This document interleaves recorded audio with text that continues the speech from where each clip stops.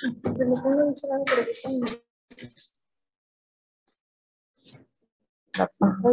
sí, aquí.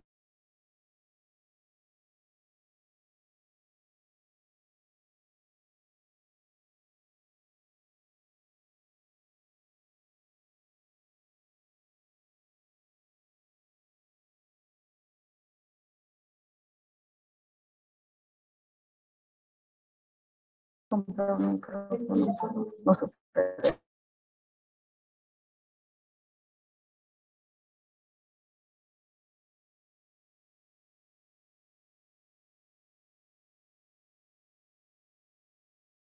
La fisiología de la visión, necesitamos ir integrando los diferentes procesos que implican fisiología de la visión. Y el proceso inicial que tenemos, buenos días chicos los que están en línea. Buenos días, doctora. El proceso inicial es inicialmente la visualización de la imagen. Implica pues todo el trayecto ante la estimulación de una luz que puede ser emitida de manera natural, como es la luz del sol, aunque sea la parte de la penumbra, en relación a la parte de lo que es la luna. El tener a lo mejor un objeto luminoso con una lámpara que ponemos al frente del paciente, o bien es emitida a través de la luz de un auto, de un lugar en donde estamos nosotros. Y aquí después va a ser reflejada esa parte de esa luz a través de la incidencia que va a tener esa luz en las diferentes estructuras que va a tener nuestro globo ocular. Entonces, ahí posteriormente es absorbida a través de diferentes pigmentos, dependiendo de si es una luz natural y es una luz a través de una lámpara, o bien estamos en un momento de penumbra. Cuando hablemos ya un poquitito de capas de la retina, cuando hablemos de vía visual y anatomía de retina, y posteriormente vamos a ver cómo se manifiesta algo de tipo metabólico con la absorción de la luz a través de los diferentes pigmentos que se tienen a nivel de la retina, específicamente a nivel de lo que es los conos y bastones. De ahí se transmite un impulso nervioso, sigue todo el trayecto de nuestra vía visual, y posteriormente va a llegar esta imagen, toda esta información a nivel de lo que sería la corteza occipital.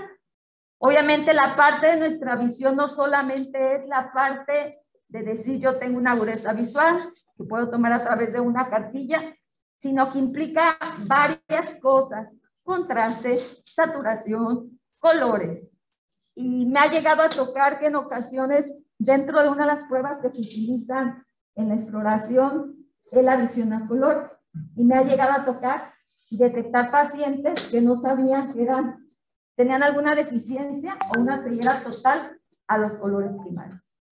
Entonces, como les mencioné, la parte de la óptica que vamos a tener es lo inicial dentro de la fisiología de la visión. Es emitida a través de una luz natural, a través de una luz que tenemos al frente, y de aquí va a ser transmitida a todo el trayecto de nuestra vía visual.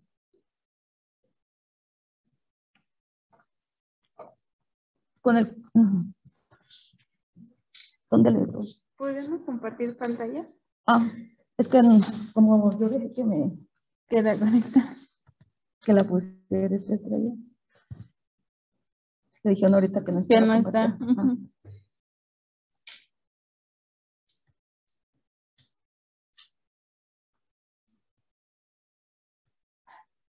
Perdón, chicos, no sabía. Yo pensé que ya la tenía. ¿Aquí? Sí, esta sería la siguiente. Sí. Ahorita les comentan. ¿Vas a conectar? Sígale ahorita y yo le conecto. Sí. Bueno, entonces vamos a recordar un poquitito la parte de la anatomía del globo ocular.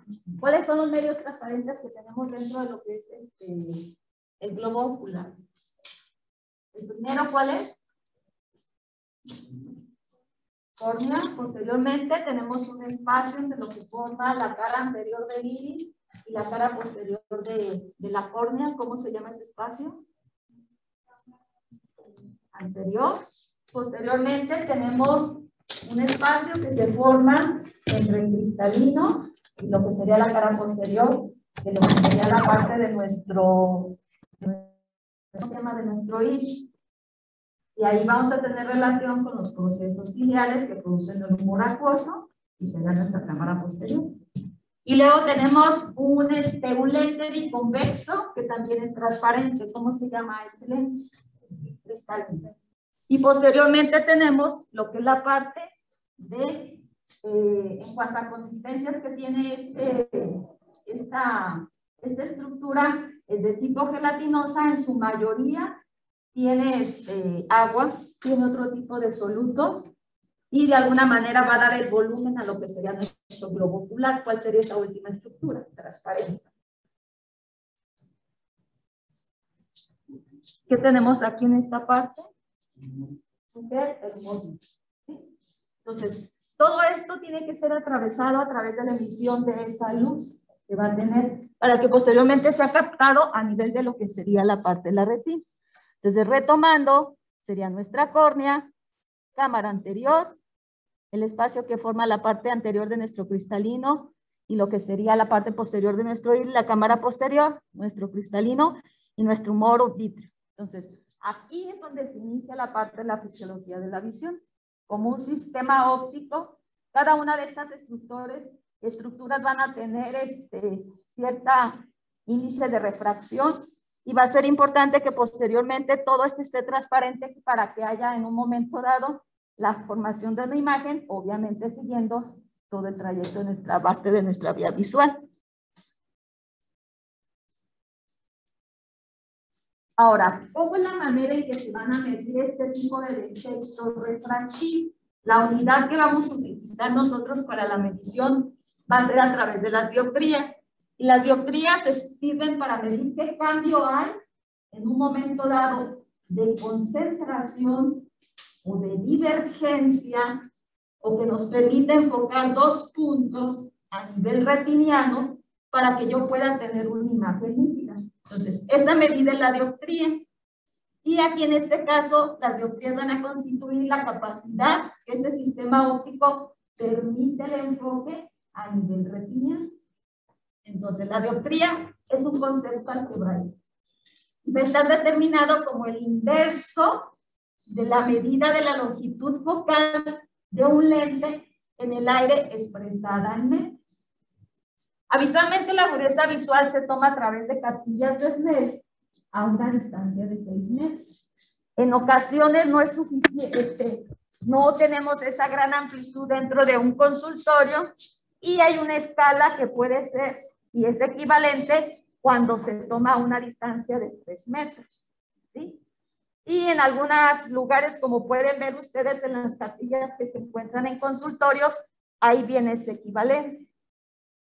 Y la equivalencia, que es en metros, son en 20 pies, sería la equivalencia.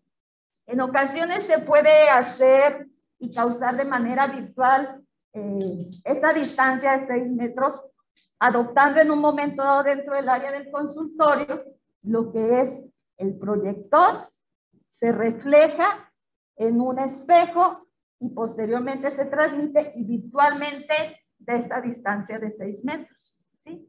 Entonces, aquí es la dioptría, entonces es un concepto algebraico, como les mencionaba, y es el inverso de la medida de la longitud focal de un lente en el aire expresada en metros.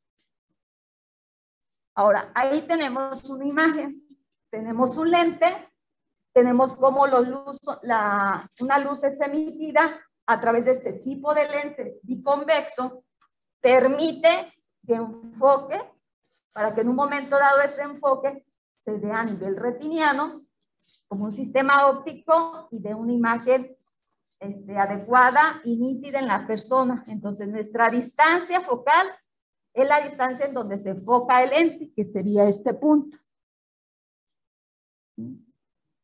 Aquí, como intermedio, dependiendo del efecto que vamos a querer tener, es el tipo de lente. Un lente positivo permite la convergencia. Un lente negativo permite la divergencia. Y un lente cilíndrico va a permitir el enfoque de diferentes puntos focales para lograr una imagen nítida. La distancia focal, por ejemplo, si está a 1 metro, y hablábamos que era el inverso, entonces 1 entre 1, el poder dióptrico de ese lente sería 1. Si mi distancia focal está más hacia acá en la parte de adelante, a una distancia de 50 centímetros, tomando en cuenta el concepto que hablábamos como un concepto algebraico, entonces sería 1 entre 0.5, el poder dióptrico que tendría este lente sería de 2. ¿Sí? Entonces, lo inicial, como les mencionaba, dentro de lo que es la parte de la fisiología de la visión, es la parte óptica. ¿Sí? La emisión de esa luz. Aquí tenemos comparativamente un lente que nos va a permitir la divergencia, en este caso, de la luz que es emitida. El que está por delante es un lente, este sería un lente negativo, que permite la divergencia. Este sería un lente positivo que nos permite la parte de la convergencia y lograr una imagen nítida en un momento dado cuando se tiene un problema de tipo de refractivo. Entonces, ahí ya viene esa parte, divergencia o convergencia, dependiendo del tipo de lente que tengamos. Ahora, vamos a considerar que entonces un ojo hemétrope va a ser un ojo que está en un estado de reposo a una distancia, ya sea de 3 o 6 metros. Logramos en este caso una agudeza visual de 20/20. ¿Sí? Cuando se acerca en un momento a la persona y va a permitir la parte de la lectura, debemos de tomar en cuenta el fenómeno de la acomodación. ¿Cuál es ese? ¿Qué es lo que va a suceder en las partes de las estructuras internas de nuestro globo ocular? ¿Qué sucede en la acomodación, chicos? ¿Ya vieron pares craneales? Hay un reflejo de acomodación. Ese cómo lo toman y qué es lo que sucede a nivel del globo ocular. Ajá, ¿qué sucede con el cristalino? Ajá. Modifica la parte de su curvatura, ¿sí? ¿Y por qué va a estar dado esa modificación de ese cristalino? ¿En qué estructuras? ¿Qué estructura permite la tracción para que haya esa modificación de nuestro cristalino? Ajá, ese músculo ciliar. Y recordar que entre el músculo ciliar y nuestro cristalino, me voy a regresar un poco a las imágenes anteriores. Aquí en lo que es la parte de nuestro cristalino, está nuestro músculo ciliar, y aquí vamos a encontrar prácticamente en toda la parte a nivel ecuatorial, lo que es la parte de las fibras zonulares. Entonces, esto es lo que nos va a permitir la parte de la acomodación en la persona. Modifica su biconvexidad y, como decía, se ensancha, o en un momento dado se hace más flaquito, más gordito ese cristalino. Y eso va a permitir nuestra parte de valorar nuestro reflejo de acomodación.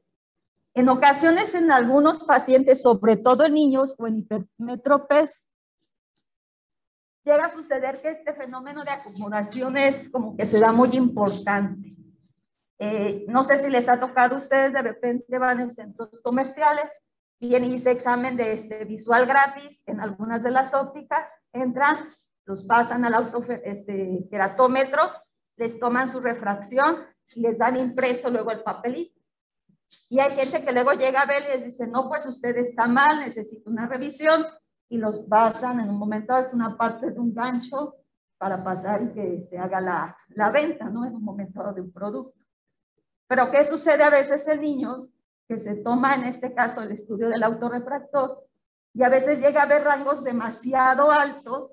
Me ha llegado a tocar incluso niños de hasta un -9 y de repente les dicen, tienen que acudir con un oftalmólogo, de repente la expresión típica, está mal, va a quedar ciego, si no va y se atiende. Entonces de repente ahí empieza esa parte de ese choque hacia el familiar, en este caso si es un niño, decir es que me dijeron que tenía que traerlo, que era mucho su problema de tipo refractivo y que lo tenía que ver. ¿Qué va a suceder? Entonces ya llegan con cierta angustia a lo que es la parte del consultor. Pero lo que sucede mucho es que a veces este fenómeno de acomodación tiende a estar muy agudo en este caso y eso hace que se modifique en un momento nuestro estudio refractivo. Cuando llega, lo revisamos y resulta que tiene una agudeza visual de 20/20. Entonces ahí lo que sucede es esa parte de esa modificación que tiene nuestro cristalino por la acomodación y que hay que hacer en un momento dado ahí para hacer y sacar un estudio más definido, dilatar al paciente, hacer efecto de cicloplegia, relajar nuestro músculo ciliar a través de un ciclopléjico y ahí nos va a dar una graduación ya más exacta, ¿sí? Entonces aquí el ojo métrope en este caso va a permitir esa convergencia de la emisión de nuestra luz que está aquí al frente y permite una imagen. De ahí que dependiendo de dónde se llegue a presentar ¿cómo se llama? Este punto focal a nivel que sea a nivel de la parte anterior, a nivel de la parte posterior, o bien que tengamos diferentes puntos de enfoque, es lo que nos va a dar los efectos de tipo refractivo, ¿sí? Por ejemplo, algunos de ustedes traen lentes. En cuanto a la parte en cuanto al tipo de problemas que podemos encontrar son estos. Un proceso normal, después de los 40 años, es el problema de presbicia. Podemos encontrar defectos refractivos como lo es miopía, hipermetropía, astigmatismo, o bien podemos encontrar formas mixtas, donde hay miopía con astigmatismo, hay hipermetropía con astigmatismo, o en ocasiones hay una gran variabilidad en cuanto al defecto refractivo de un ojo a otro. Entonces, esos son los errores refractivos que podemos encontrar. Y de cada uno de ellos, pues hay algunos subtipos, dependiendo del problema que se va a tener. ¿Qué es lo que vamos a hacer en un momento dado para determinar si esa persona tiene un defecto refractivo? Obviamente tenemos que tomar lo que es la parte de nuestra agudeza visual. Hay diferentes sistemas en consultorios en donde podemos poner un proyector, nos pone ahí todo lo que es la parte de la escala, y en ocasiones dentro de lo que son consultorios, por ejemplo, cuando van a su servicio social o están en un área de urgencias, puede haber cartillas. Dependiendo en un momento dado si el paciente sabe leer o no, o dependiendo de la edad, son las cartillas que vamos a utilizar. La cartilla, en este caso a través de figuras, si nosotros le enseñamos a un niño o él ya sabe identificar algún tipo de figuras, podemos determinar la agudeza visual en un niño. Incluso en niños pequeños de 2 años que son cooperadores, les podemos enseñar lo que son las figuras a través de una cartilla que está a cierta distancia, o bien hay cartillas que tenemos para visión cercana y ponemos diferentes figuras. Algunas de ellas pues son a través de estas. La manzana, la sombrilla, la casita. En otras viene lo que es una cruz y una bolita. Entonces, es irle diciendo al niño. Es una manera como que los niños hay una manera cuando de por sí llegan con el médico, ven una bata blanca y se asustan. Entonces, tenemos que ir rompiendo esa parte, esas barreras para lograr una agudeza visual adecuada, en este caso de un niño, y posteriormente hacer el resto de la exploración. Pero aquí en este caso es utilizar, por ejemplo, un niño, este tipo de cartas. Cuando son niños más pequeños y tienes tú la duda, a lo mejor en un menor de 1 año, y te llega la mamá te dice, es que no sé si veo o no veo, de repente te llegan niños que tienen nistagmos o bien tienden a tener la mirada lateral o hacia arriba, y ese es un indicativo de una mala agudeza visual. Entonces, la manera en que tú vas a saber es ver si sigue a niños pequeños, si sigue alguna luz. Hay otro tipo de pruebas, no recuerdo ahorita bien cómo se llama ese aditamento, es una especie de como de tamborcito que va rodando, que lo vas girando y tiene diferentes dimensiones en cuanto a grosores de una barra negra que está en ese aditamento. Entonces tú lo giras y si hay seguimiento y visualización de la imagen, obviamente va a haber seguimiento en este caso cuando está haciendo el movimiento rotatorio ese equipo. Pero ese no dispongo. Entonces, para mí, ¿cuál es el auxiliar? El ver si sigue los estímulos luminosos. En niños más pequeñitos, de repente, hay que ver si ven objetos pequeños. Entonces, lo que hago, con un Kleenex, hago bolitas y juego con él. Le digo, vamos a jugar, necesito que me pase las bolitas. Entonces, inicialmente lo hago con la mamá y a la mamá le pido que ponga la palma de la mano. Entonces, a ver, mira, vamos a jugar. Vamos a pasar la bola más grande. Mira, 1, 2, 3, los pongo a contar. Primero de manera binocular, Y si yo puedo sospechar que ese niño pudiera tener una mala agudeza visual en alguno de los ojos, le decimos que jugamos a los piratas. Vamos a jugar a los piratas, nos tapamos el ojo y hacemos lo mismo para poder hacer de manera comparativa la toma de la agudeza visual. Entonces, eso es lo que te voy orientando. Tenemos que ir implementando diferentes métodos para poder hacer una determinación de agudeza visual. Si sabe leer la persona, tenemos nuestra segunda cartilla. Si es una persona que no sabe leer, usamos la E de letrados. Hay una que es la C de Landro. Y aquí en este caso le explicamos al paciente. Es una letra E, es una mesa con patas, y díganos hacia dónde están orientadas las patas de la mesa. Y le pedimos que nos lo indique a través del movimiento de sus manos.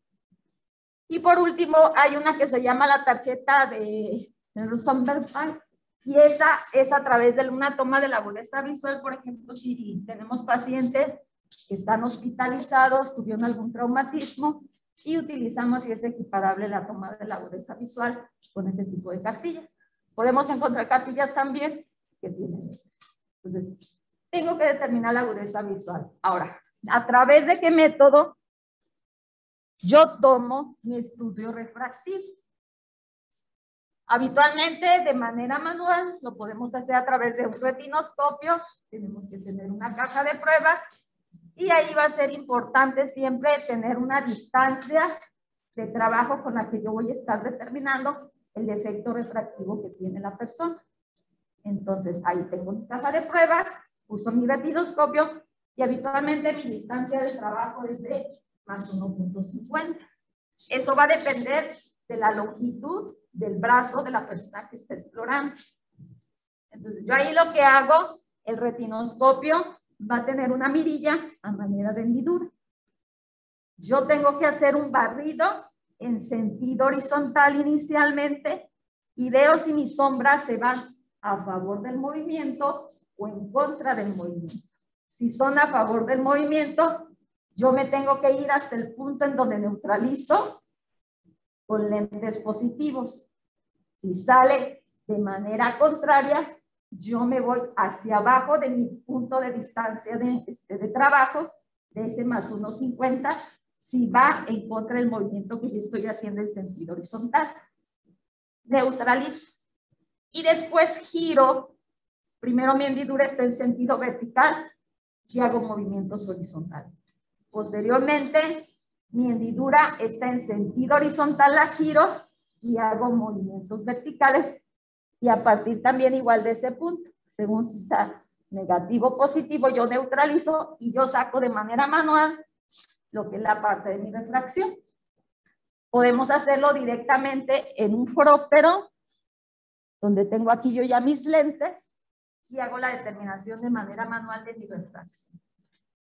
Pero lo que es típico habitualmente, o de alguna manera tratamos de que nos salga más rápido el estudio de refracción, y entonces lo hacemos a través de un autorrefractor.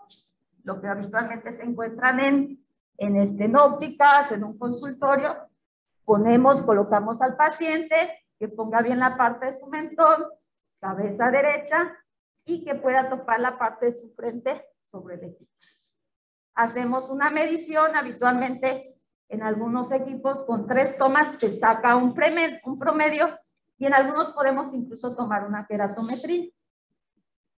¿Qué sucede con los niños?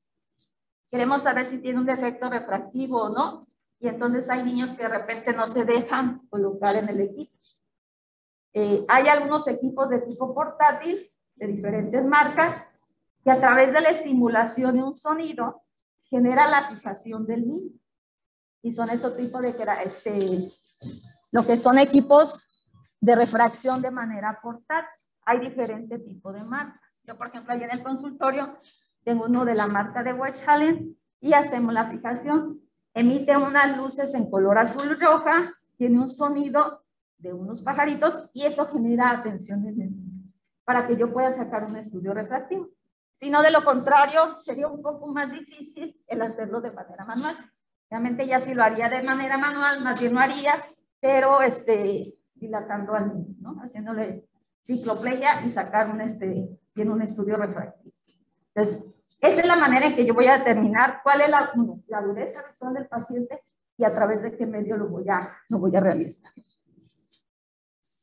Ahora sí, nos vamos a ir a la parte de qué tipo de efectos refractivos podemos tener. El primero que vamos a mencionar es en relación a la parte de la presbicia, y la presbicia, pues habitualmente lo vamos a encontrar después de los 40 años.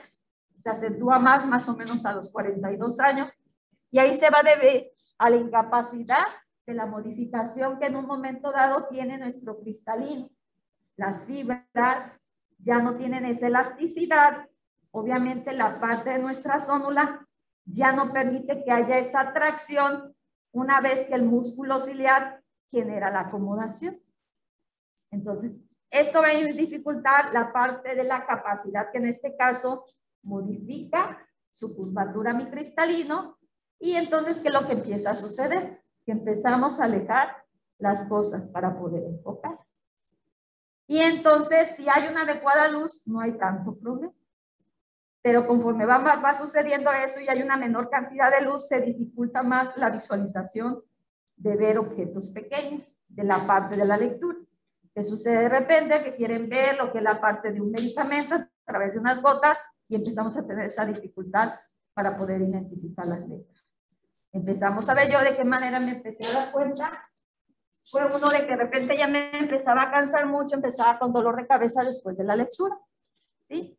Y en la parte de la cirugía hay algunos procedimientos que los hago sin el microscopio, como son el estrabismo, y empecé a notar que tenía más dificultad de repente en el momento en que yo podía tomar lo que era una sutura, ¿sí? Habitualmente en la cirugía de estrabismo utilizamos un Vicryl 670, y yo podía tomar fácilmente con mi pincel relojero, con lo que era la parte de la sutura, y empecé a notar que ya me costaba más trabajo. Entonces, se tiene esa incapacidad debido a esos cambios que tenemos. Aquí ya nuestro cristalino no modifica su curvatura, no hay una adecuada tracción de la zónula, aunque es estimulada por la parte del músculo ciliar. ¿Sí? Entonces, empieza a notar esa incapacidad para poder visualizar lo que son las letras pequeñas. Entonces, empezamos a alejar lo que es la parte de la mano, ¿sí? Hay un momento en donde de plano no alcanzamos a visualizar lo que son las letras pequeñas, o nos empieza a dificultar el hacer algún tipo de actividades en un momento dado, definir detalles, quienes son pintores, a lo mejor en las mujeres quienes les gusta bordar, y empieza a haber esa dificultad. Entonces, ¿a través de qué manera vamos a hacer ese problema de corrección óptica en estos pacientes? Están los famosos lentes de vista cansada que se venden en centros comerciales, en tianguis. De repente llegan a comunidades y les dicen, miren, estos lentes son los que van a ser los adecuados para usted. Entonces, la manera de corrección es a través de esos lentes monofocales que se venden habitualmente, y esos generalmente los usan, se los ponen, leen y se los... Ahora sí que dicen que son los lentes de abuelito. ¿Por qué? Porque habitualmente son lentes pequeños. La persona lo que hace es, si se los llega a poner bien y voltea a ver a las personas, de borroso. Entonces, ¿qué hacen para evitar eso? Se los ponen a la mitad de la nariz y andan viendo así. Se ponen a leer y hacen esto. ¿Sí? Esto quiere que no genera cierta tracción y un poquitito de esfuerzo muscular a través de lo que se ve el músculo frontal. Y después de un buen rato, a veces, quienes no estamos acostumbrados, nos tiende a cansar y empezamos un poquito con separar. ¿Cuál es la otra manera? En un momento, yo casi siempre cuando me quedo un paciente, es que ya no puedo leer, doctora. Estoy trabajando, ya no puedo leer, y pues yo quiero estar bien, o uso los lentes de los que venden así, de los económicos, de los baratitos, que nada más así yo con esto sentí que veía bien y me los puse. Sin embargo, me canso. Soy contador, soy mecánico, trabajo en alguna empresa, y entonces el problema es que cuando de repente pues estoy trabajando y volteo a ver a las personas y veo borroso, o el hecho de estar haciendo eso me cansa. Ahora, si se llega a tener también un defecto refractivo, obviamente para lentes, pues ya se ve y se evalúa en un momento del uso de lentes, que serían bifocales o progresivos. Bifocal es el donde tenemos la medio oblea en la parte inferior y se visualiza, y que es un lente progresivo, ¿sí? En en donde mi visión de lejos es esta, tiene una zona de visión intermedia y esta sería para mi visión de cerca, ¿sí? Entonces, yo me pongo bien mis lentes, puedo trabajar, si estoy trabajando y estoy viendo a un paciente, me dirijo hacia él, mi zona óptica de visión de lejos para estar viendo con mi paciente es esta, para trabajar en la computadora es esta. Ahora, ¿qué es lo que sucede en el paciente que usa bifocal o progresivo? El problema es que de repente tú estabas antes acostumbrado a ver bien de frente. Y tu zona óptica, en caso del bifocal o el progresivo, se concentra nada más aquí. Entonces, ¿qué es lo que se le tiene que decir al paciente? Su documento lo tiene que poner hacia abajo. Dirigir su mirada hacia abajo para la lectura. Y de repente el paciente, es que yo no quiero usar el bifocal porque me caigo, traigo mis lentes y me caigo incluso.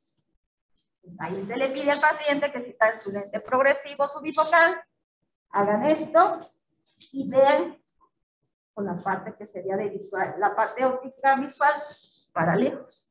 Entonces, son cosas que debes ir tomando en cuenta para irle explicando al paciente, porque si no, de lo contrario, pues, pues tienen ese tipo de problemas y no los usan. ¿Sí? Entonces, esta es la manera en que vamos a poder hacer la corrección óptica, en este caso en los pacientes que tienen presbicia. Ahora, la incapacidad que se empieza a tener para la visión y la parte de la acomodación de cerca, habitualmente es de una dioptría a partir de los 40 años. Más o menos cada 2 o 3 años se va modificando a punto 25. Entonces, si yo, por ejemplo, me llega un paciente presbita, veo si tiene o no defecto refractivo, hago su corrección de su defecto refractivo de lejos y de cerca yo le pondré inicialmente una visión de 1. Si tiene 45 años, decimos que más o menos cada 2 o 3 años es punto 25, a los 45 años, a un presbita le tendría que poner 1.50. Si fuera un presbita de 50 años, tuviera o no defecto refractivo, ¿qué poder dióptrico le tendría que poner de cerca? Estoy hablando que más o menos cada 2 o 3 años con 1.25. 40, 1. 45, 1.50. 50, ¿cuánto sería el valor que tengo que ponerle a la visión del lente del paciente? 2. ¿Sí? 60 serían 3, es el máximo de corrección que se tiene de incapacidad para la parte de acumulación. Entonces, así es como voy a dar en un momento dado en la prescripción de los lentes al paciente en relación a la parte de la receta, si tienen o no un defecto refractivo, o incluso por el tipo de actividad, puede ser que no tenga ningún defecto refractivo, y yo en mi receta que pongo en anteojos puedo poner neutro, neutro, obviamente siempre poner distancia interpupilar, pongo la visión, pongo el tipo de lente, ya sea progresivo o bifocal, y de bifocales hay diferentes variedades. Laptop, el invisible, antes había trifocales, ahora son progresivos.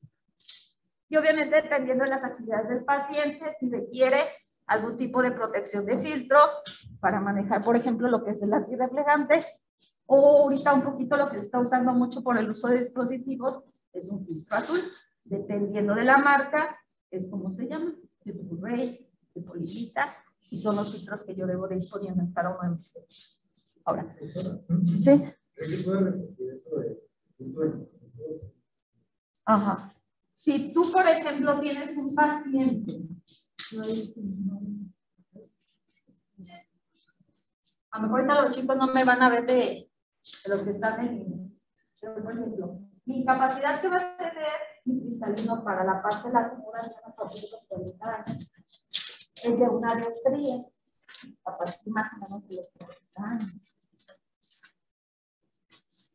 Yo tengo un paciente de 40 años, el poder dióptrico para poder tratar de ser más o menos cada 2 o 3 años, el poder dióptrico se está incrementando en 2 o 3 años más o menos. ¿Sí? Si yo tengo, por ejemplo, un paciente que me llega un presbita de 42 años, ¿qué poder dióptrico yo le tendría que poner? Si tienen 45 años. 1.50. Obviamente más o menos si está entre 47 y 48. 75, 50, 2 y así. Llegando hasta los 60 más o menos, donde en capacidad de acomodación máxima que se logra. ¿Qué sucede en el paciente miope? El paciente miope debe ser. ¿Qué sucede con el paciente miope? Se quita los lentes cuando va a leer. O bien anda haciendo esto. Si tiene así un objeto y quiere ver, lo que hace es esto. Por ejemplo, yo veo por ejemplo, en algunos de los anestesiólogos. Y eso va a depender de la actividad, puede ser que igual de los fines de trabajo se pueda leer.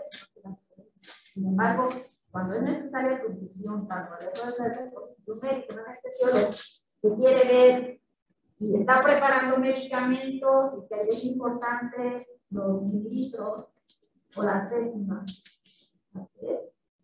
Por el plano se le pone todo eso. Entonces, a un paciente miope se le dificulta mucho la parte de el uso ya sea del bifocal o del progresivo, porque ellos ven bien de ser, ¿sí? ¿Ya quedó claro? ¿Sí? Ahora, ¿cuál va a ser otro efecto refractivo? La parte de la miopía, ¿sí? Aquí lo que va a suceder en el paciente miope es que su longitud antero-posterior va a ser mayor al promedio habitual. Más o menos el promedio habitual de la longitud que tiene nuestro globo ocular es de 24.2 centímetros. Y aquí la imagen de los objetos entonces se va a formar por delante. Aquí tenemos esta imagen, tenemos una flor, pasa todos los medios transparentes y mi imagen se va a formar en la parte de adelante. ¿Qué problema tienen los miopes en cuanto a su visión? ¿Cómo es su visión? De lejos y de cerca ven muy bien. ¿Sí? Entonces, ahí lo que empiezan a ver en cuanto a sintomatología, que llegan a ver, que hacen los ojos chiquitos, que se acercan a las cosas, y entonces empiezan a tener problemas. ¿Qué pasa usted? Hacen así, ¿sí? Hacen ojos chiquitos así para permitir el enfoque. Hacen un efecto estenopeico, les permite el enfoque, y entonces eso es lo que habitualmente llegan a referir los pacientes. Los niños se acercan o empieza a haber problemas en cuanto a la parte del aprendizaje. Incluso hay veces que las maestras son las que se dan cuenta antes de que un niño tiene un problema refractivo que los papás. ¿Sí? Y los maestros refractivos. Señora, lleve a su niño a que lo valore porque no ve las letras, se está acercando prácticamente hasta adelante para poder copiar la tarea.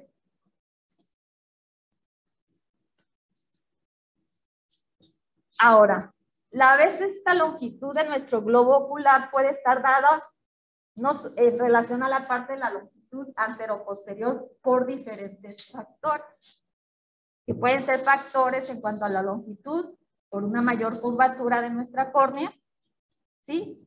En caso de los pacientes con queratocono. Que haya una modificación de la curvatura, por ejemplo, en adultos mayores por el cristalino. O bien haya defectos de tipo refractivo por miopes altos, en donde la parte posterior se hace un abombamiento y hay un estafiloma posterior, en este caso en el globo ocular. Entonces, aquí tenemos a través de esta imagen la presencia de un queratocono que nos va a medir en un momento dado la parte de una mayor longitud que va a tener nuestro globo ocular. Entonces, podemos tener, aquí está. Podemos tener problemas de miopía de tipo axial, donde es un mayor aumento de nuestro diámetro antero-posterior. Ahí, por ejemplo, miopes que son muy altos. Se habla más o menos que cuando hay una variación más o menos de 1 milímetro más en relación al promedio de nuestra longitud de nuestro globo ocular, más o menos el poder dióptrico de variaciones de 3 dioptrías. ¿Sí? Tenemos el tipo de miopía a través de uno de curvatura, en donde ahí es debido al incremento de la curvatura por la córnea, por ejemplo, en los queratoconos o los queratoglobos, o bien cuando hay una modificación también en relación a la parte del cristalino. Ahorita vamos a ver una tabla. Y en cuanto a un tipo de miopía por el índice, es debido al incremento del índice de refracción del cristalino. Esto habitualmente sucede como que se hincha un poquitito mi cristalino y modifica nuestro índice refractivo y eso nos da un poquito ligeramente una miopía mayor en los pacientes. Es que lo que sucede de repente ya en adultos mayores, llegan, se hacen un estudio de refracción, de repente llegan y dices que ya no veo bien con mis lentes, y en el momento en que haces el estudio refractivo, se incrementa, ¿no? Lo que es la parte de nuestro defecto refractivo. Me regreso un poquito antes, ¿sí? Entonces, si decíamos que mi imagen se enfoca a los miopes en la parte de adelante, ¿qué es lo que tiene que suceder para que yo logre una imagen nítida?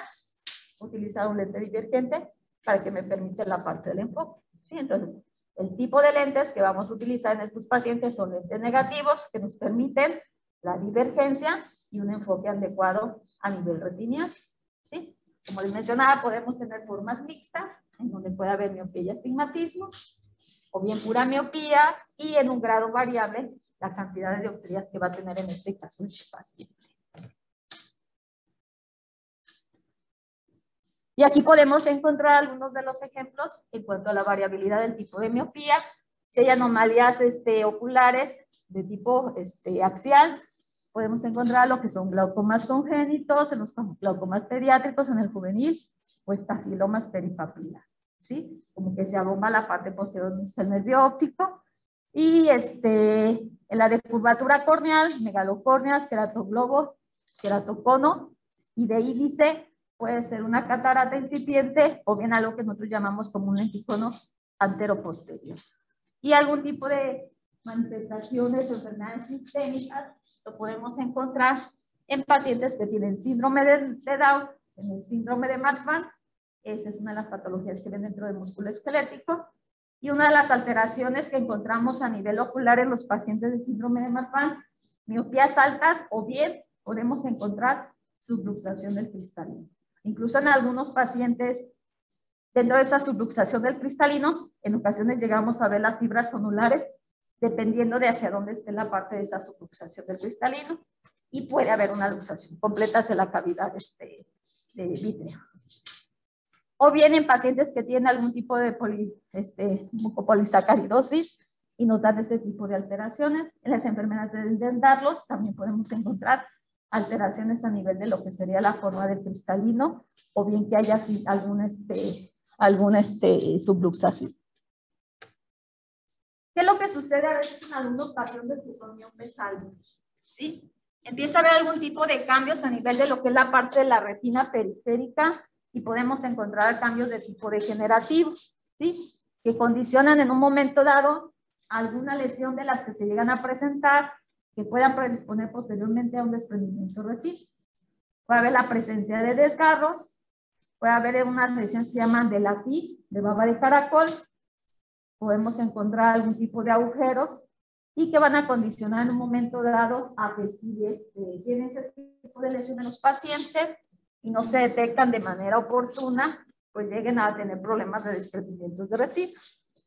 La imagen superior se ve un poquito mal, pero aquí en esta parte, aquí hay un desgarro en forma de herradura. A través de este esquema, vemos aquí un desprendimiento de retina y aquí otro sectoral también a través de un desgarro. Sin embargo, estos pacientes pueden referir previamente una sintomatología. Cuando hablamos y llega a haber problemas de tracción a nivel de lo que sería del vítreo, hialoides y retina, el paciente generalmente lo que llega a manifestar en ocasiones es que empieza a haber una luz intermitente que no se quita, ¿sí? Entonces, dependiendo ahora sí que de la parte topográfica en donde se encuentra, va a ser en la parte contralateral donde vamos a encontrar la lesión. Y en el momento en que yo dilato a mi paciente, pues va a ser importante que yo pueda visualizar, dilatar al paciente y ver su retina periférica. Ajá. Pues ya sería más o menos como de unos 8, 9. Tengo pacientes hasta de 25. Tengo una paciente que hizo un lente de contacto de 25. Cuando tú haces en un momento, si un paciente es usuario de lentes de manera aérea, vas modificando también el tipo de material y vas adelgazando y vas pidiendo, por ejemplo, policarbonatos o altos índices cuando son refracciones muy altas. Pero hay pacientes que de repente no se acostumbran a los lentes de contacto y pues realmente sus lentes están muy gruesos. Ahora, virtualmente, no se han visto, por ejemplo, hay programas y demás. Armando Hoyos, cuando se pone sus lentes, ¿cómo se le ven sus ojos? Grandes, ¿sí? Cuando se ven así virtualmente en pacientes hipermétropes, se ven los ojos grandes, ya cuando más o menos empieza a sobrepasar más o menos los 5 o 6 dioptrías, y se ven los ojos grandes. En el miope, cuando es mayor su índice de refracción de sus lentes que están usando, más bien los ojos se ven chiquitos de manera visual. Entonces, es una manera en que les va a ayudar a... por ejemplo, en internet.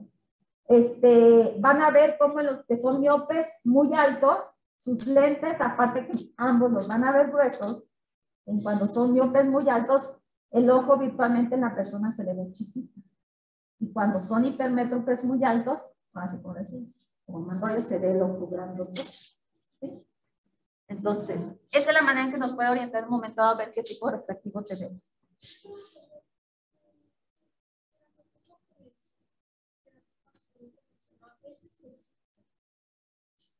Ahí va a ir miopía, pero también te va a dar un astigmatismo alto. Ahorita vamos a hablar de eso, la parte de astigmatismo. Queratocona. Sí, ahí.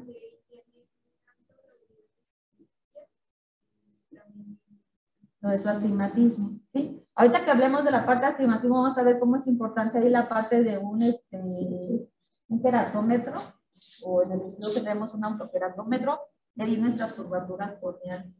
Entonces ahí te da una miopía de curvatura, porque tu queratocono, dependiendo de la dimensión que tenga, te da una mayor longitud, y eso va a ser en un momento dado por la misma curvatura mayor que tienes, dependiendo si es a favor o en contra de la curvatura que vas a medir, puede ser que es a favor o en contra de la red. Entonces ahí te da una mayor miopía también, y podemos encontrar aquí en este caso combinadas en este caso las dos cosas, miopía y el astigmatismo a través de la medición de la curvatura córnea. En la hipermetropía, obviamente, mi eje antero-posterior es más pequeño, y virtualmente, ¿qué es lo que va a suceder con la imagen? Que se forma en la parte posterior.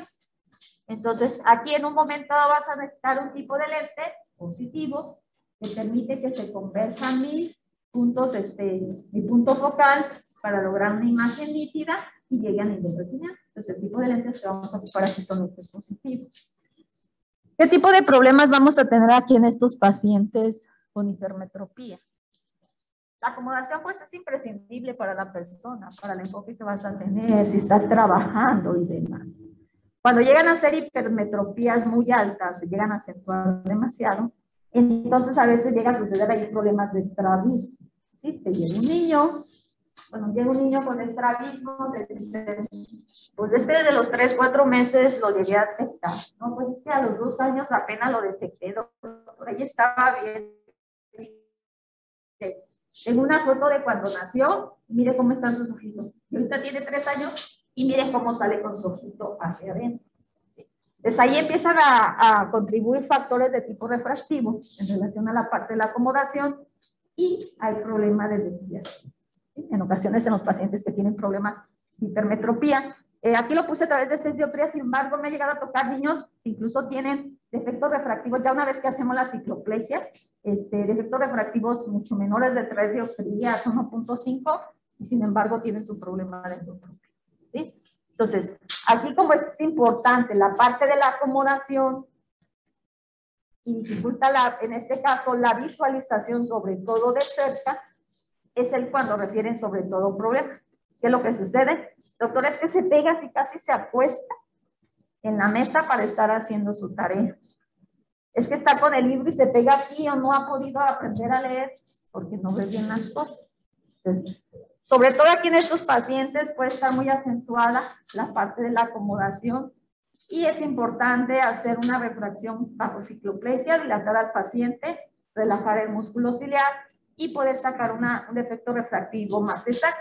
Entonces, habitualmente hacemos la comparación del defecto refractivo en el momento que hacemos la exploración, hacemos la determinación de la agudeza visual, hacemos cicloplegia y nuevamente volvemos a hacer el estudio refractivo. Y a veces sí podemos encontrar una gran variabilidad en cuanto al defecto refractivo que tiene el niño, o en este caso el adulto, ¿sí? Entonces, aquí, como les mencionaba, en la parte superior viene un niño con un problema de una endotropia de tipo refractiva, donde tiene su problema de endotropia, y en la parte inferior, como a través de los lentes, dependiendo de la cantidad, virtualmente da la impresión de que tuviera los ojos muy grandotes.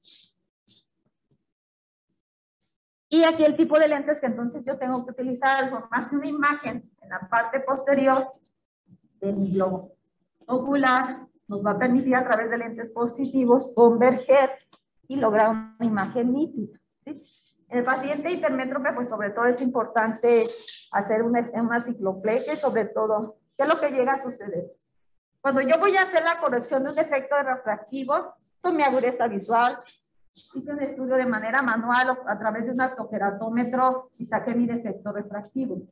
Lo pongo en el foróptero y determino cuál es el defecto refractivo de manera subjetiva en base a las líneas que me va leyendo el paciente, ¿sí? Siempre hacerlo primero, ocluir ojo derecho y hacer mi estudio inicial de ojo derecho y posteriormente del ojo izquierdo. Pero ¿qué sucede en un niño que llega y la mamá no sabe si ve o no ve? Tú determinas a lo mejor la agudeza visual y un niño de repente lo pones, ¿con este se ve bien? Sí. ¿Con este se ve bien? Sí. Y a todos te dicen sí. Y de repente yo me llego a aumentar hasta 3 dioptrías de menos o de más y el niño te dice, ¿la ves? Sí. Y son niños que a veces luego no te saben leer o no te digitan la figura. Entonces, ¿qué es lo que haces? Haces cicloplegia, haces un estudio con cicloplegia, ves cuánto es su defecto refractivo y en base a eso, si presenta o no estrabismo, tú ya ves si le pones toda la cantidad de defecto refractivo que haces en el estudio de cicloplegia o bien le pones la mitad. Entonces, eso que sí ya es lo que lo va a dar un poquito en la parte de la experiencia en la valoración de los niños y poder determinar en un momento dado qué corrección óptica es la que le vas a dar al niño. Ay, no. ¿Y qué es lo que va a suceder en el astigmatismo? Vamos a tener diferentes puntos focales, ¿sí? Va a haber múltiples puntos en donde se va a formar la imagen de la retina y nos da una imagen de calidad o nítida. ¿Qué es lo que pasa con el paciente de astigmatismo? Tú tomas una agudeza visual e incluso puedes llegar a tomar una agudeza visual de 20, 20, 20, 25. Sin embargo, aquí el paciente a veces lo que te refiere es que ya después de cierto tiempo se cansa, le duele la cabeza, ¿sí? Se le ponen los ojos rojos. Empiezan a referir a lo que nosotros denominamos como astenopia, que es lo que va a ir presentando en este caso el paciente. Entonces, si se fijan dentro de la misma explicación, en base a la sintomatología, lo que hace el paciente, podemos ir determinando qué tipo de problema tiene. El miope ve bien de cerca y de lejos ve mal, y entrecierra los ojos o se acerca a las cosas. El paciente hipermétrope, sobre todo, refiere problemas a la parte de la visión cercana. Dependiendo también si es mayor la cantidad de hipermetropía, puede tener defecto de problema para la visión de lejos. Y el paciente del astigmatismo, generalmente refiere más bien sintomatología de dolor de cabeza, se siente cansado porque ya no ve bien las cosas. Ahora, yo hay veces que les digo y veo que tienen su defecto refractivo y determinamos el poder dióptrico que llegan a tener, yo es para comparar y que el paciente se dé cuenta que necesita la corrección óptica, es hablarle de la calidad o la nitidez con la que va a poder percibir las cosas o la luminosidad con la que le va a permitir enfocar bien las cosas. Entonces, al haber diferentes puntos focales, el paciente puede ser que no tenga una imagen de calidad o de nitidez. ¿A través de qué medio vamos a tomar, en este caso, la curvatura o el defecto refractivo que va a tener el paciente? Con un autoqueratómetro me pasa y me determina el defecto refractivo, si va exclusivamente con puro astigmatismo, si va acompañado de miopía o hipermetropía, o bien Ya una vez que yo detecto eso, es importante determinar su curvatura y lo puedo hacer de manera automática con un queratómetro, autoqueratómetro o con un queratómetro manual. Ahí el queratómetro manual nos pone unas imágenes que tenemos que hacer felicidad.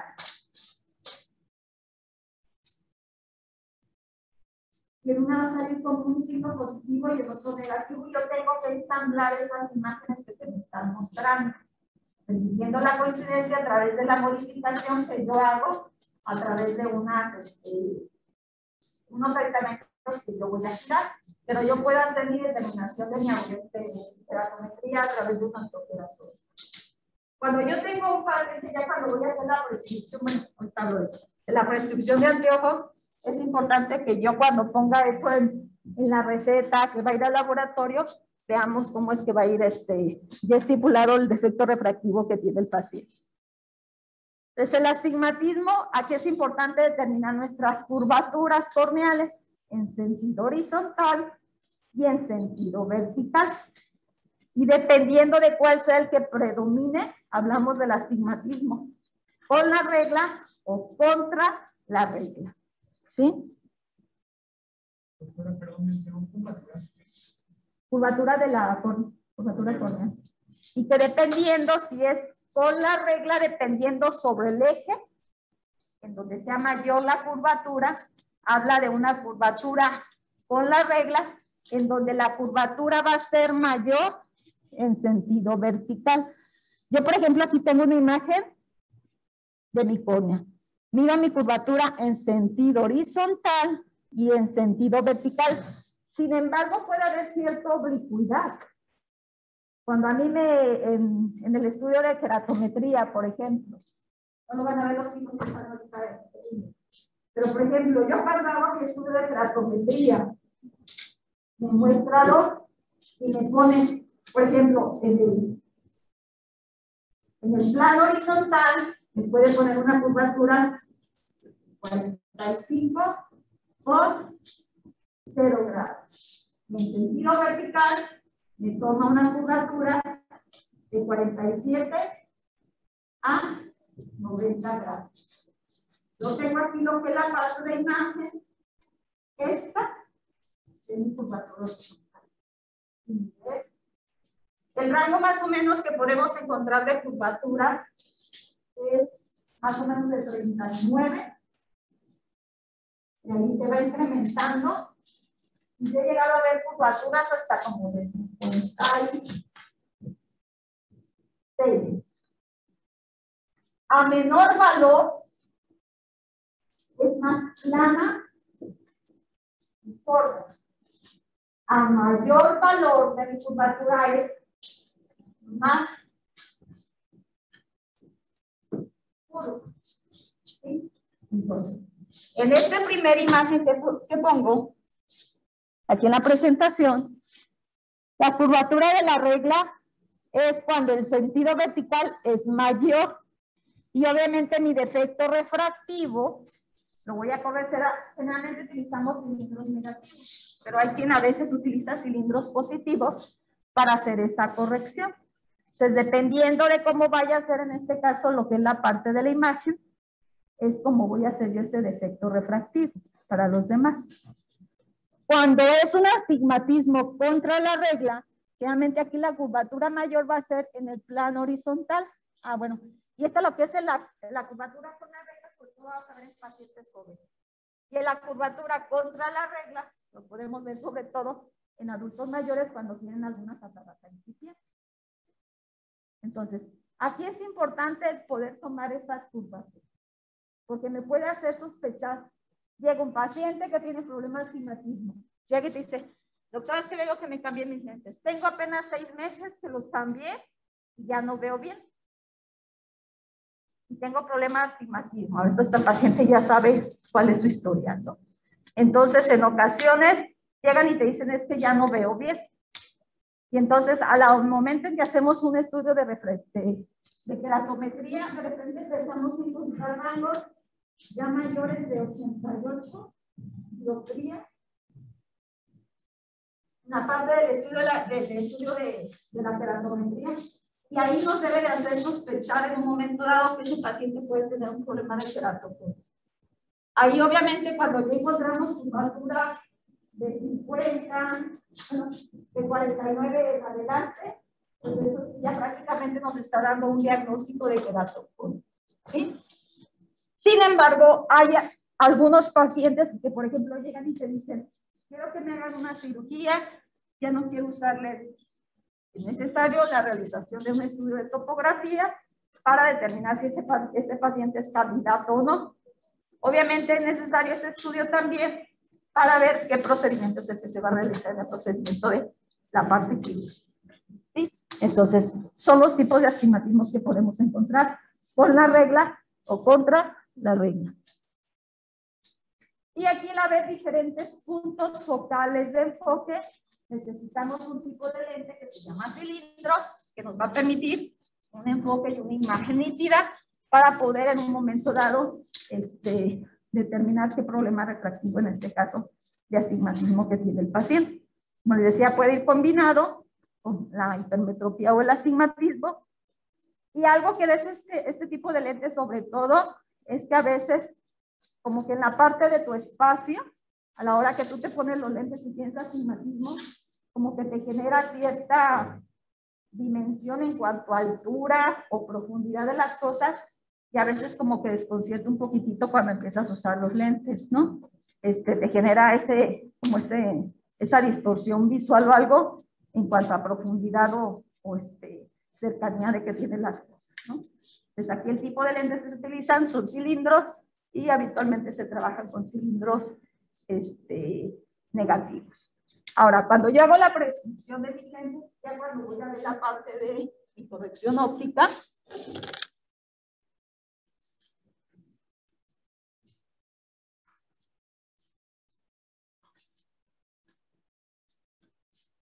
llega mi paciente, tiene una agudeza visual a lo mejor de 20/200, mejor a 20, y ya cuando hago la prescripción de mis lentes,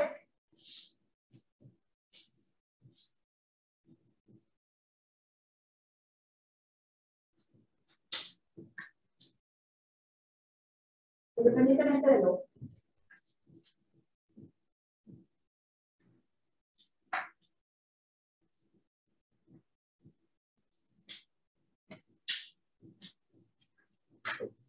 yo ya tengo así, pongo una prescripción de los pacientes para que se le hagan en el laboratorio. ¿Qué tipo de lentes hablamos que eran los que corregían el problema de miopía? Negativos. Entonces, aquí tengo dos que tienen negativo. ¿Sí? Entonces, ahí sería un paciente miope. Sin embargo, cuando yo, posterior a mi valor de mi defecto refractivo, viene inmediatamente un por y otro valor, que el rango puede ir desde 0 hasta 180, aquí en este caso me está hablando de el tipo de lente que le estoy poniendo ya a mi paciente de astigmatismo. O sea, miopía con Pura astigmatismo. Yo, por ejemplo, tengo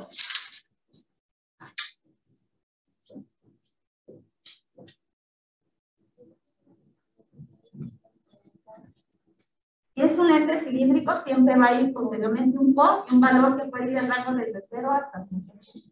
Entonces, este primer paciente, ¿qué problema tiene?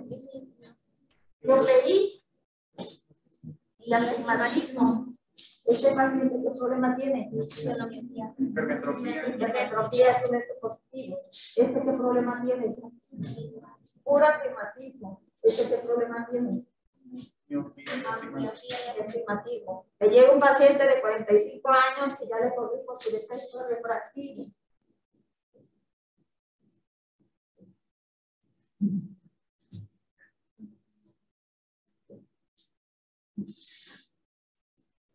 Llega de 45 años.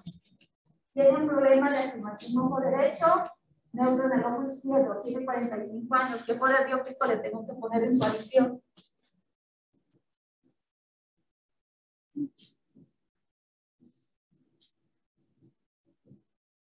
Va aumentando 0.25 cada 2-3 años. ¿Qué puede decir qué tipo de acciones tengo que poner?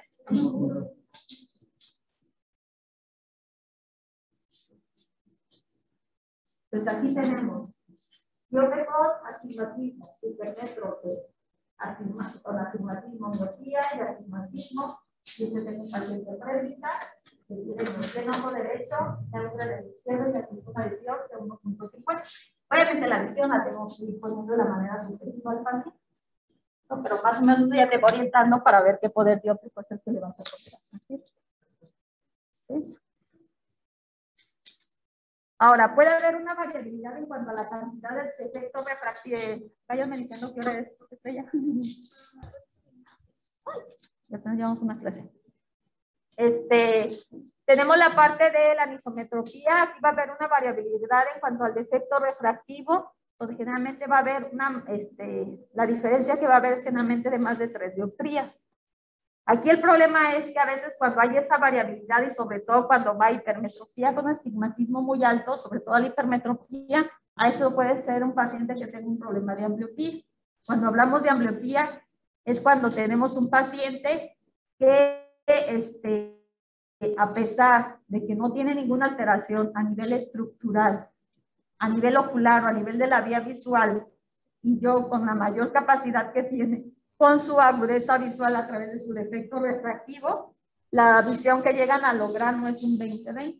Empezamos a tener ya problemas de ambliopías leves, moderadas o severas, dependiendo con su corrección, la agudeza más visual que logran más. Entonces aquí también algo que se toma en cuenta para el diagnóstico de ambliopía es también la parte de la medición del campo visual que en un momento dado puede tener un paciente. Pacientes con glaucoma que a veces llegan a tener visiones tubulares debido al daño del nervio óptico por el incremento de la presión intraocular. Y esos en este caso son valores importantes a considerar en un momento dado para la autorización o no de lo que sería una licencia de conducir. ¿Sí?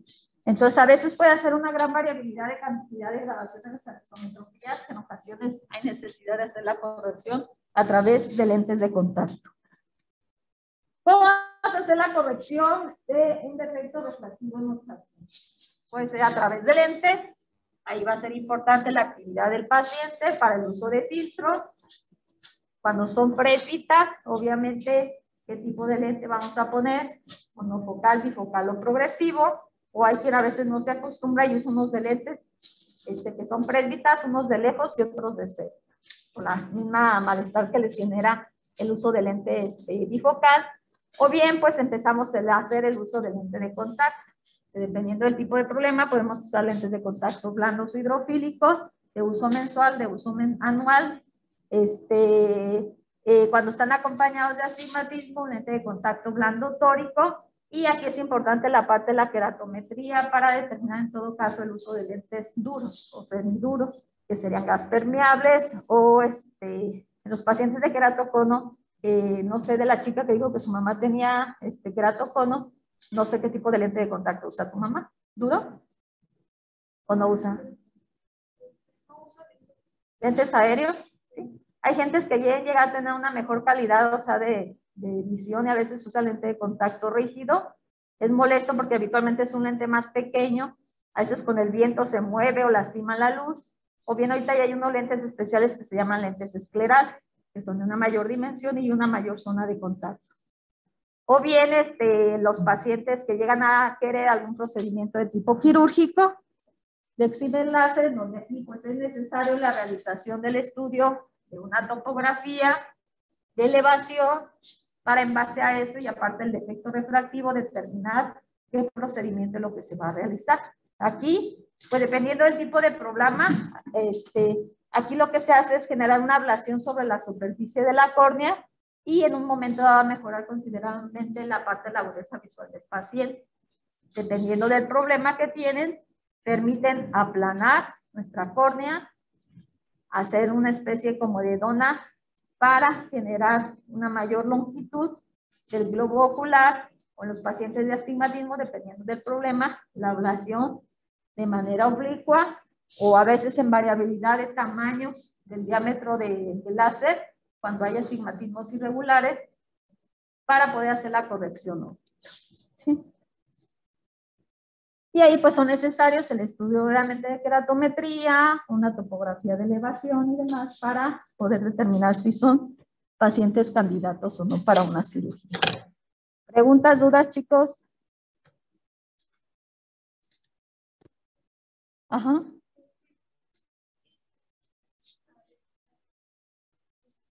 Ah, sí. Ajá. ¿Tienen clase después?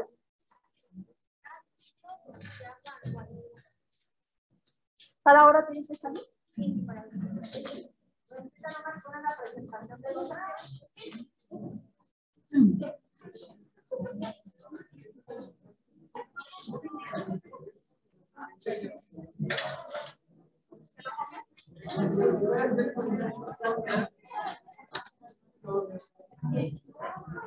Regresamos en 10 minutos.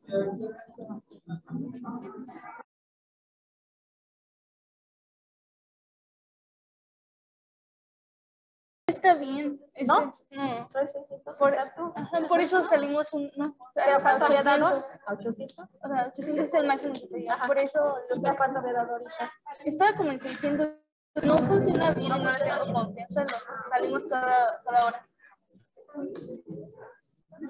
Mándale. Chicos, ¿pueden ver la presentación?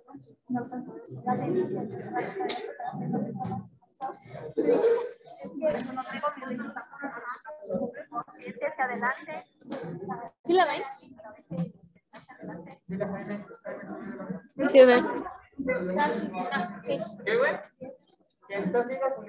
Ah, ya también. ¿Ya? ¿Cómo se todo eso en las ocasiones de la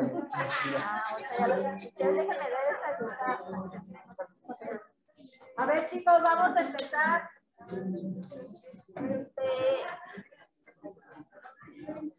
Algo de lo que les va a llegar a un servicio. Lo que les va a llegar a un servicio de urgencia va a llegar y les dice un paciente, traiga el ojo rojo. ¿Sí? Ahí podemos encontrar pues diferentes patologías que nos van a dar un problema de ojo rojo. ¿Qué patologías nos pueden dar problemas de ojo rojo, chicos? Problemas de infecciones a qué nivel? ¿En dónde? Bacterianas, sí, pero ¿en qué estructuras propiamente podemos encontrar esas infecciones? Por ahí les mandé la presentación, cuerpos extraños, infecciones a qué nivel podemos encontrar? Esfera, positiva, podemos encontrar úlceras corneales, podemos encontrar problemas de uritis, podemos tener un glaucoma o bloqueo pupilar. Entonces, son múltiples las causas por las que podemos tener un problema de ojo rojo, ¿sí? ¿Por qué es importante en un momento dado darle importancia a un ojo rojo? ¿Qué pasa? Tengo el ojo rojo, se me va a pasar, me lavo los ojos con manzanilla, voy a la farmacia, me recetan Decadron, me recetan Sinalab. Ah, pues como estas gotitas me quitan el ojo rojo, pues me sigo poniendo mi gotita. Y se me acabó este frasquito y voy y compro otro frasquito.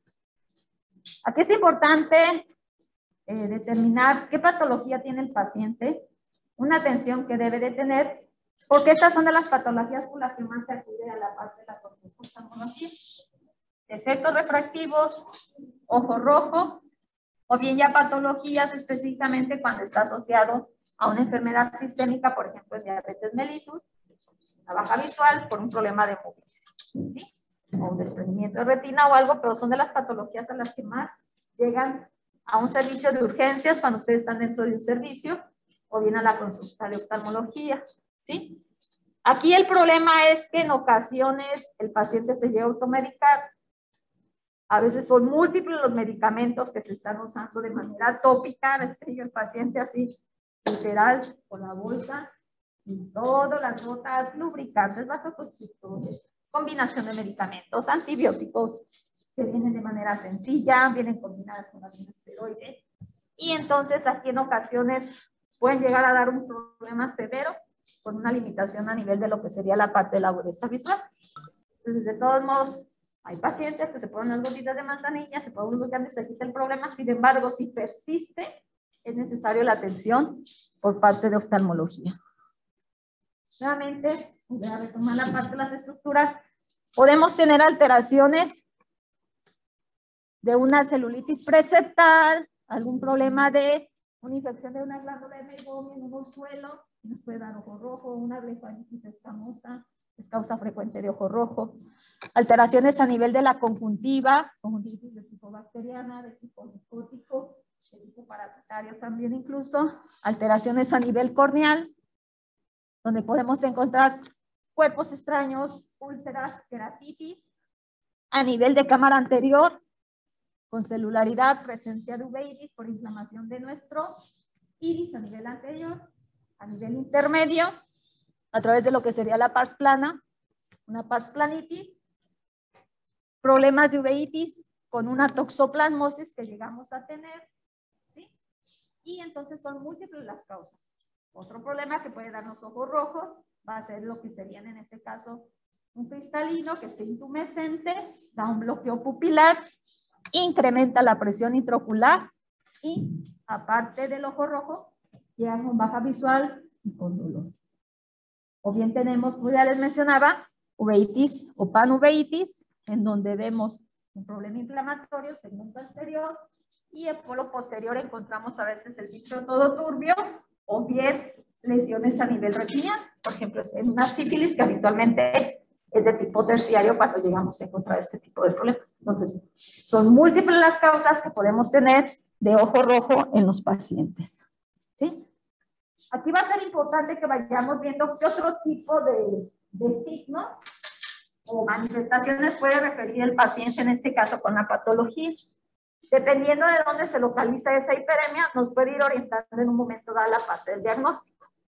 Entonces, cuando son sobre todo conjuntivitis, ahí pues sobre todo la zona de hiperemia que vamos a localizar es a nivel de lo que son fondos de saco o bien a nivel periférico, ¿sí? Sobre esta zona. ¿Cuál es mi fondo de saco? Si yo genero una tracción aquí de lo que es mi párpado inferior, ahí se va a dar, voy a regresar a la imagen anterior. Aquí en esta página, es que me preocupa que los de acá no vean. Me voy a agachar.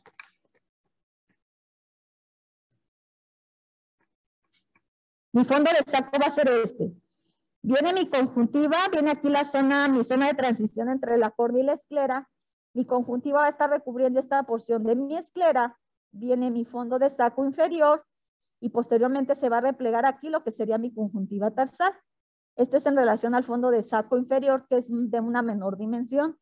Y el fondo de saco superior cubre aquí la parte de la esclera. Se forma mi fondo de saco superior y va a venir y se va a colocar aquí lo que es la parte de mi conjuntiva tarsal del párpado superior. Es más profundo el párpado superior, en el párpado superior mi fondo de saco. Entonces, aquí donde vamos a encontrar lo que es la parte de la hiperemia, sobre todo en problemas de conjuntivitis, la encontramos en fondo de saco y a nivel periférico. Cuando encontramos habitualmente la parte de mi hiperemia a nivel perilímbico, ya hablamos que nuestro limbo es la zona de transición entre córnea y la córnea y la esclera, encontramos ahí sobre todo esa zona de hiperemia cuando hay problemas de queratitis, ¿sí? Y ahí es donde se va a ver más enrojecido esa zona de lo que sería nuestro globo ocular. Presencia o no de secreción, en base también a las características de la secreción, nos puede orientar en un momento dado el tipo de conjuntivitis que tiene el paciente. Habitualmente cuando son de tipo bacteriano, generalmente es una secreción que puede ser desde blanquecina, amarilla o verde, incluso que llega a pegarse y lo que son los bordes palpebrales, y a veces hay necesidad incluso de lavado ocular y la separación en este caso de los párpados a través de un lavado que se hace la persona. Generalmente cuando es de tipo acuosa puede ser sobre todo en problemas de tipo alérgico o problemas de tipo viral. Y obviamente también ya cuando vemos y traccionamos y vemos lo que es la parte de la conjuntiva tarsal, encontramos la presencia ya sea de folículos, cuando es un problema viral, o bien de papilas, cuando generalmente es un problema de tipo alérgico. ¿Sí? Entonces, cada uno de estos signos que puede referir el paciente, secreción hiperemia, o en el momento en que yo hago la exploración, me va a ayudar a determinar qué patología es. Alteraciones corneales, obviamente, que podemos encontrar con la presencia de cuerpos extraños. Aquí sería una córnea transparente. Aquí veríamos esta zona de opacidad en un paciente con una conjuntivitis papilar gigante, donde debido al tamaño de las papilas causan erosión a nivel córnea. Entonces es importante ver en este caso lo que es cómo está mi conjuntiva, cómo está el limbo, cómo está la parte de mi córnea y cómo se va a encontrar también nuestra pupila. ¿Sí? En pacientes que llegan a tener problemas de uveitis, podemos encontrar más pequeña la pupila, lo que se llama miosis. Lo que sería, en este caso, la pupila puede estar midriática sin que hayas aplicado tu ciclopléjico anteriormente. En pacientes, por ejemplo, con glaucoma neovascular, que te llegan con ojo rojo por incremento de la presión intraocular. Y aquí es importante, por eso también la parte de cómo está mi pupila en cuanto a su dimensión, si está pequeña miótica o está dilatada, sin antes haber aplicado un ciclopléjico. Porque en ocasiones nos llegan pacientes que dicen, es que traía mi ojo rojo y mi familiar ya lo habían operado antes y me puse nada más una gotita, doctora. Y era un frasquito que tenía tapón rojo, así grande, y ya veo borroso, me lastima la luz, no puedo ver. Ahí, la atropina es un ciclopléjico potente, que con una sola gota, el efecto que tiene de cicloplegia es prácticamente para 2 semanas. Hay midriáticos cicloplégicos de un poder menor de tiempo de duración, como es el TP, te dura más o menos 3-5 horas. El refractil o el Neprin más o menos te dura unas 12 horas o a veces hasta 24 horas el efecto de cicloplegia. A diferencia del atro, el atro, aunque ya es menos usado también, tiene una duración más o menos como unas 12 a 24 horas y el atro sí tiene de 2 semanas más o menos. ¿Sí? Entonces, son importantes tomar en este caso lo que son estos parámetros para determinar qué patología tiene. Podemos encontrar pacientes que llegan a tener dolores variables de dolor ocular, intensos sobre todo en glaucomas secundarios a un bloqueo pupilar, la presencia que puede ser dolor moderado intenso cuando hay alteraciones corneales por un cuerpo extraño, por una uveitis, y puede ser leve cuando hay un problema de conjuntivitis o dependiendo de la dimensión del cuerpo extraño, es el dolor que va a referir el paciente. Presencia de halos luminosos o como halos de arcoíris alrededor de los focos, y esto sobre todo lo vamos a ver cuando hay alteraciones a nivel corneal por incremento de la presión intraocular en un glaucoma, o bien hay problemas también en los usuarios de lente de contacto, hay veces que los usan durante mucho tiempo y empieza a haber problema de hipoxia y empiezan a haber esos halos luminosos en las cosas. Ahora sí, ¿cuáles son las causas de ojo rojo? Problemas de tipo infeccioso a nivel de la conjuntiva, donde podemos tener problemas de una inflamación a nivel de la conjuntiva, el paciente llega con ojo rojo, ¿sí? Y en ocasiones pueden llegar a autolimitarse los problemas. Me lavé los ojos con unas gotitas de manzanilla, me ardían un poco y ya con eso se me quitó.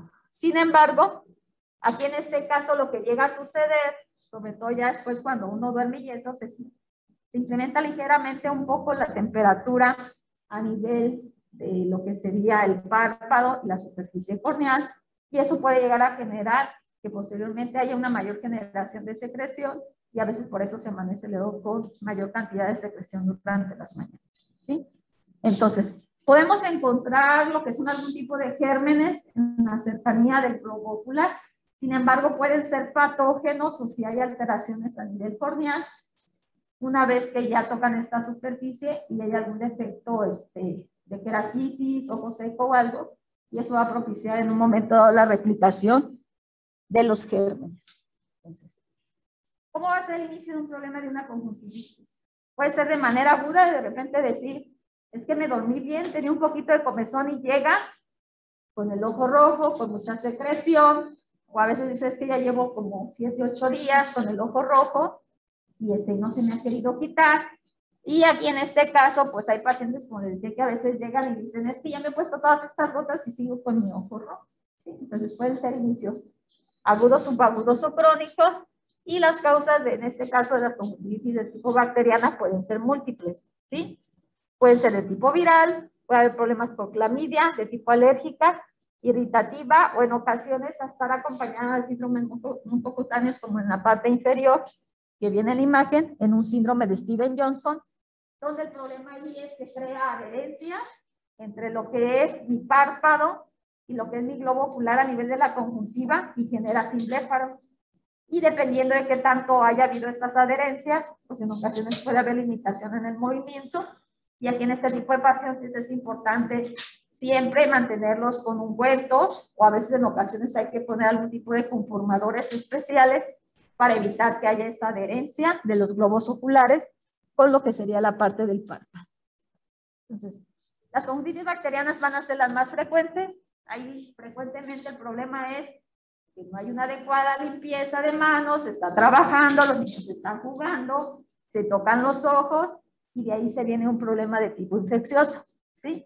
Hay factores extrínsecos, como pacientes que son usuarios de lente de contacto. Ahí es importante la higiene de sus manos siempre al ponerse lente. A veces de repente se tiene prisa. Tenía un paciente, trabajaba en un rastro, tenía que ir a Tocongo y usaba lente de contacto rígido. Entonces hay veces que trabajando se le caía el lente, lo agarraba, pues no tenía con qué lavarlo ni la solución. ¿Y qué hacía? Se lo ponía. Hasta ese punto pueden llegar los pacientes. Hay quien sí. Ahora sí que es su ritual, lavar sus manos, poner su lente, lavarlo, ponerle su solución, se lo coloca, y posiblemente, por ejemplo, las mujeres, su maquillaje que utiliza. Entonces aquí es importante también para evitar algún problema de una infección también más severa en usuarios de lente de contacto, el aseo adecuado. La paciencia, ¿sí? Hay pacientes que les llegaron a comprar su lente de contacto, después de una hora y media no se pudieron poner el lente de contacto, se los pongo yo y así se quedaron, no los volvieron a usar. Aquí es importante, ya cuando hablamos de la parte de la corrección óptica, el ir definiendo cada uno con los pacientes y las necesidades de muchas cosas, ¿no? Entonces, hace rato me decían, es que yo pensé que lo del defecto refractivo y el uso de lentes era bien sencillo, ¿no? Implica muchas cosas, experiencia, para poder determinar, porque a veces luego con tantita variación que haya del astigmatismo en un paciente que tiene cilindro, genera esa problema de distorsión o algo y regresan. Entonces tienes que dar de alguna manera una garantía, ¿no? En cuanto a los lentes, para posteriormente, si hicieron una compra contigo, cambiarle sus lentes, ¿no? Y entonces aquí, como les decía, hay la proliferación de gérmenes y causan problemas. ¿Cuáles son los gérmenes que podemos encontrar? Gram positivos, gram negativo, el más frecuente es el estafilococo aureus, y otro tipo de gérmenes que podemos encontrar de conjuntivitis puede ser el streptococo, la E. coli, el Haemophilus, y por ejemplo en el recién nacido se tiene una rutina. El recién nacido se le valora y se le ponen gotitas de cloranfenicol. No es tanto amplio el aspecto, pero se tiene como una rutina dentro del protocolo. Y ya una vez que ven que esté ventilando, ya lo limpiaron y eso, ahí en enfermería le ponen sus gotitas de cloranfenicol, valoran en un momento la permeabilidad del tracto digestivo con el paso de una sondita. Inicialmente les dejan luego solución, 30 mililitros, en lo que pueden hacer la primera toma de la lactancia materna, ¿sí? La parte de la valoración de lo que sería la parte de luxación de cadera, o con maniobras, que eso fue lo que me tocó a mí cuando yo estaba dentro de un cunero en formación. Ahorita pues ya se tienen otros protocolos de tamices en un momento dado para descartar, por ejemplo, hipotiroidismo congénito y otro tipo de patología. Entonces aquí esos pueden ser las causas por las que puede haber un problema de conjuntivitis.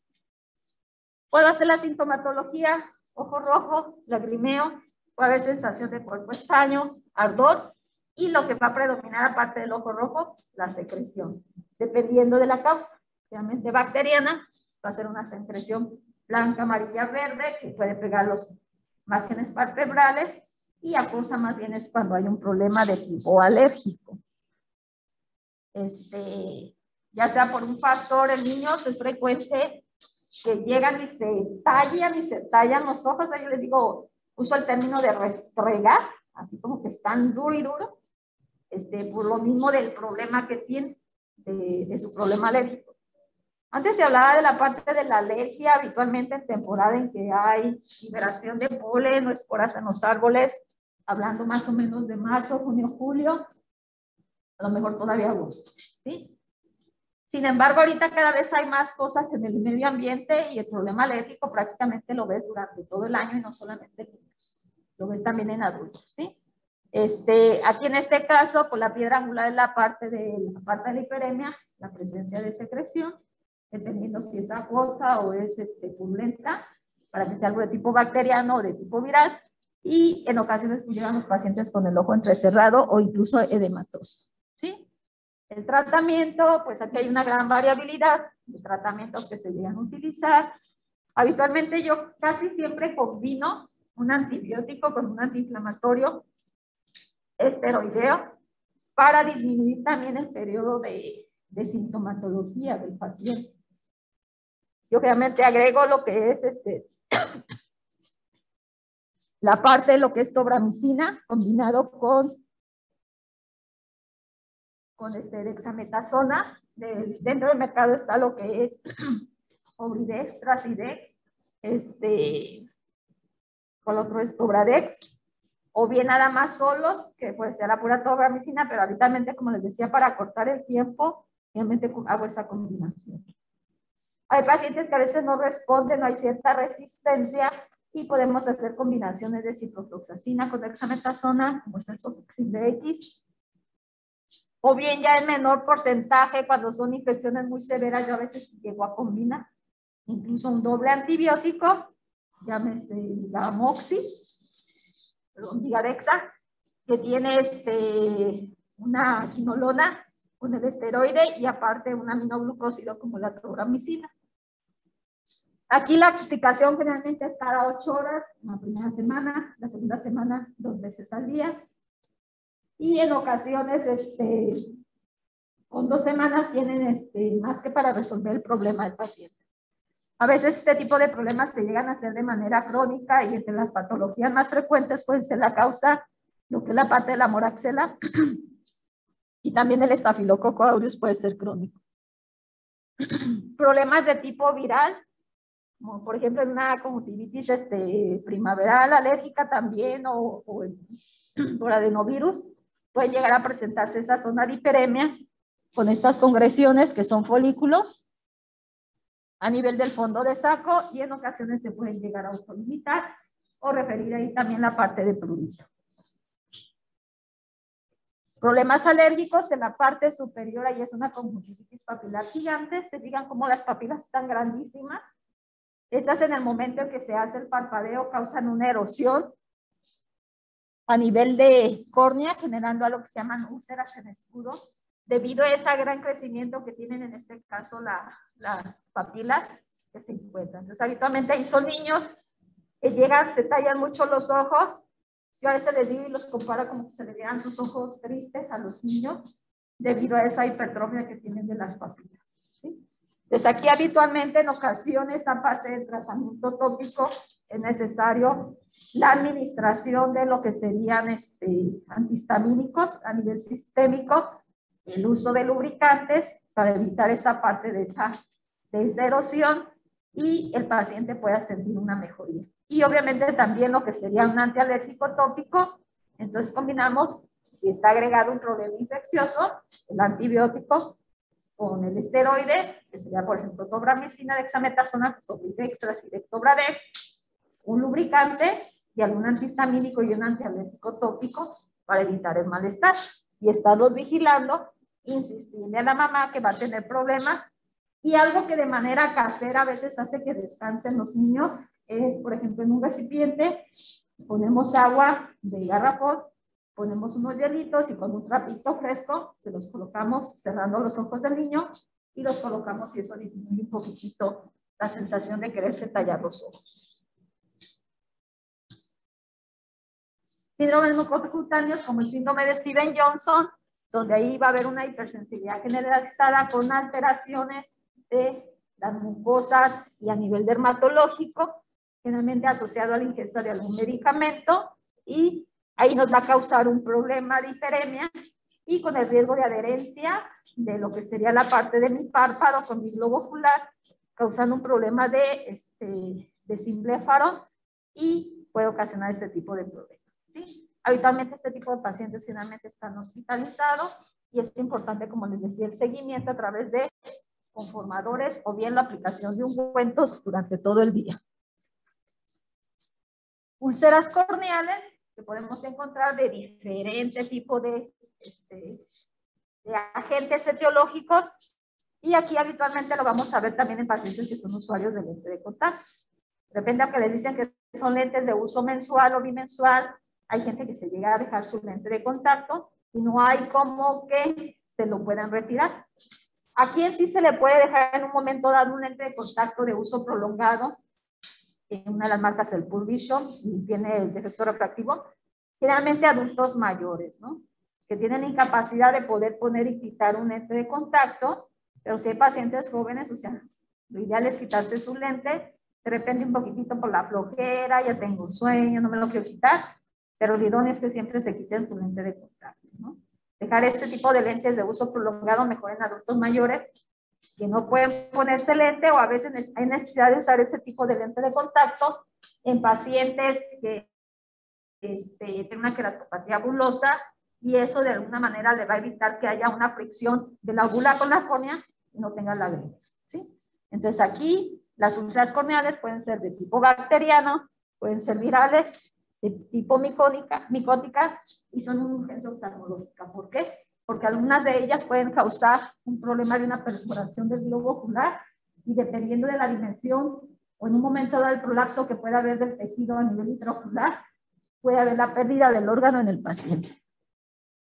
¿Qué es lo que llega a suceder? Luego de repente me tocó una paciente en temporada de Halloween, de repente se empiezan a usar los lentes así medios raros, de diferentes colores, y que de gato y de no sé qué demás colores, o sea, un tipo zombie, y esa vez lo usa otra persona. No hubiera tenido el cuidado adecuado en cuanto a sus soluciones y el aseo, y llegó ahí con una úlcera corneal por pseudomonas, con ya inminencia de perforación de su globo ocular, y por eso tan fácil, tan sencillo aparentemente, se pueden llegar a tener problemas muy severos, ¿no? Entonces aquí sí es importante esa evaluación que se va a hacer el paciente en base al tipo de lesión que se llega a tener a nivel corneal. Nos puede orientar en un momento dado a ver qué tipo de úlcera se llega a tener, y es importante ahí generalmente no va a haber la presencia de secreción en los pacientes. Entonces, como sintomatología principal, el paciente va a referir dolor, sensación de cuerpo extraño, puede llegar a veces hasta con el ojo cerrado o incluso con edema palpebral. Llegan y tienen lagrimeo y les lastima mucho la luz, ¿sí?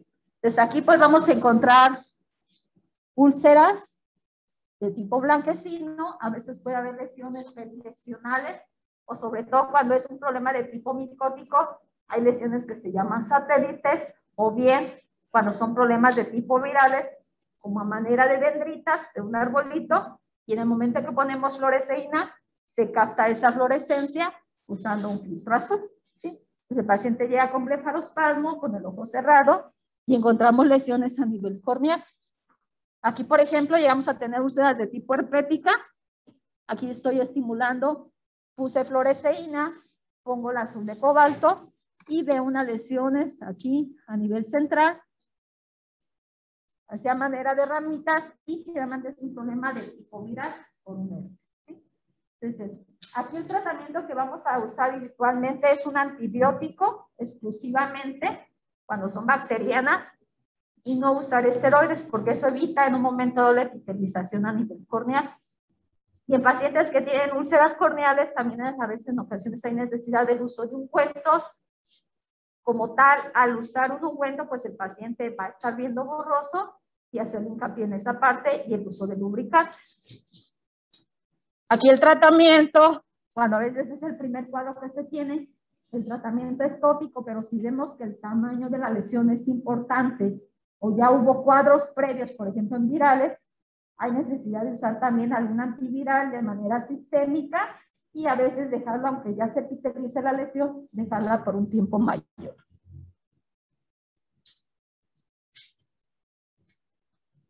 ¿Cuáles van a ser las otras causas de ojo rojo?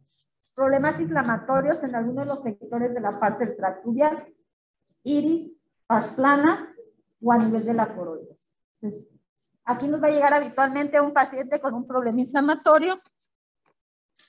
La parte de la córnea, cámara anterior, mi iris. Aquí está mi pars plana con mi pars plicata. Y aquí en esta zona podemos encontrar un problema inflamatorio y presentarse el paciente con ojo rojo. ¿Sí? Causas de uveitis son múltiples: endógenas, inmunitarias, sistémicas, neoplásicas, exógenas, infecciosas, no infecciosas. ¿Sí? Y ahí está la gran variabilidad de patologías que nos pueden dar un uveitis, ¿sí? Y que puede ser un ojo rojo por lo que está yendo la persona. ¿Qué es lo que va sobre todo aquí a orientarnos en un momento dado, dependiendo de qué alteraciones vayamos a encontrar? Un uveitis anterior va a estar confinado a lo que es exclusivamente un problema inflamatorio a nivel de lo que sería,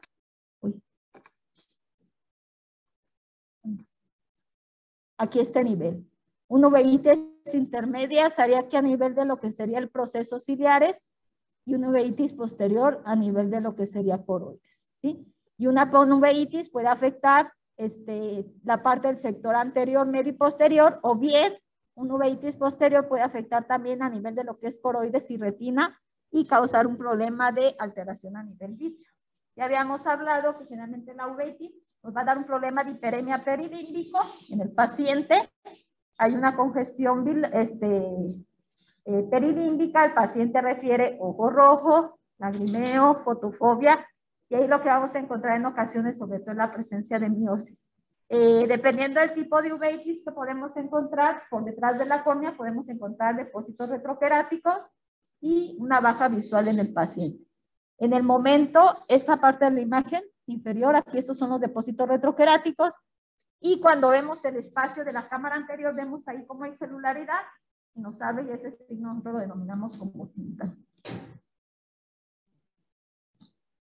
Un problema de una uveitis intermedia sería la parsplinitis. Es un padecimiento sobre todo que lo vamos a ver en la población pediátrica y en adolescentes.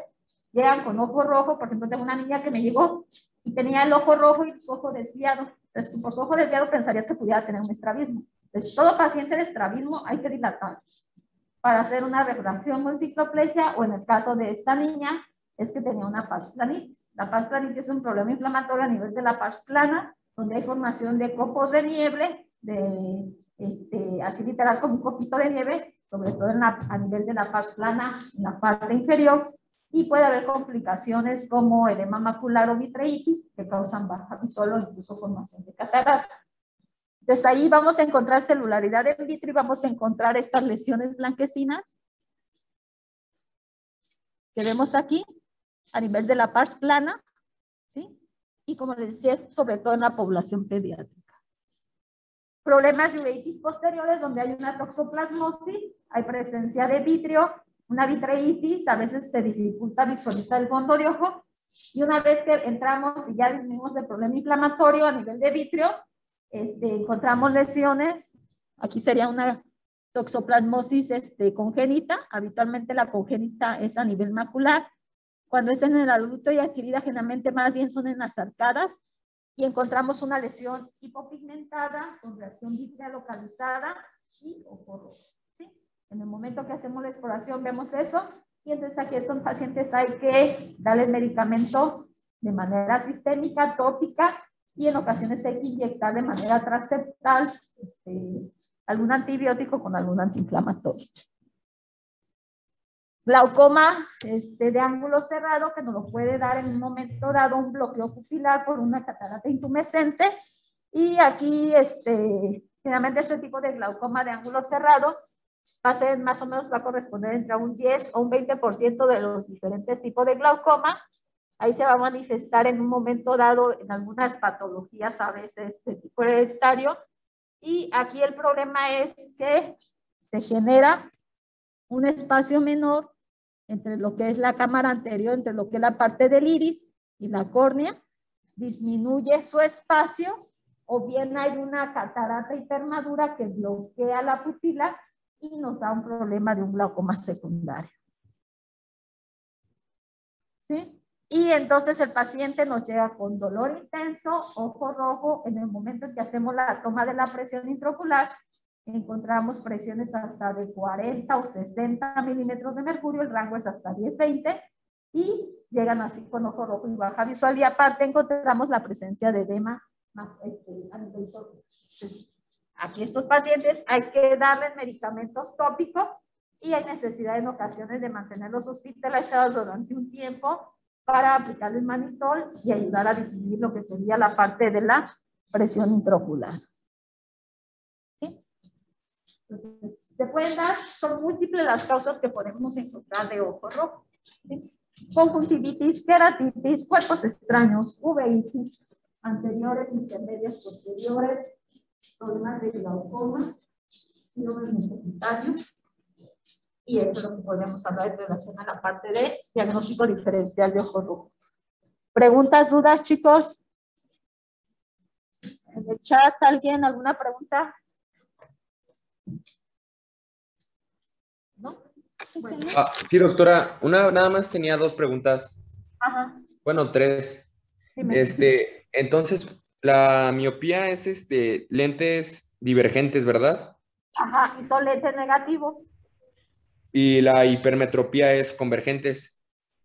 Es convergentes o lentes positivos. Ajá. Ok, sí, nada más eran esas 2, doctora. Gracias. Nada más esas 2. Bueno, por ahí no sé si le haya tomado una fotografía Estrella o alguien más que se los haya mandado ahí, les había puesto algunos ejemplos, ¿sí? De ver, más allá cuando se hace una corrección óptica, cómo iría en la prescripción de mis lentes, dependiendo de cómo fuera la descripción que hago yo en la receta, ya sabríamos nosotros qué problema tienen. Hipermetropía, astigmatismo, miopía, pasos mixtos, o bien que necesitan sus lentes para corrección óptica de cerca, en adiciones, y cómo ir calculando el poder dióptrico de los pacientes que tienen un problema ya de presbicia, que es lo que le voy a poner. Ya siempre de manera subjetiva tengo que hacer yo todo eso, ¿no? En cuanto a valoración del paciente. ¿Alguna otra duda, chicos?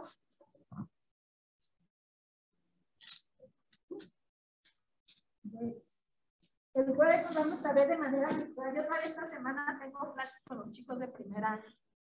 Y pues realmente tuvimos problemas la primer día que vine a dar la clase. Y estamos de manera presencial.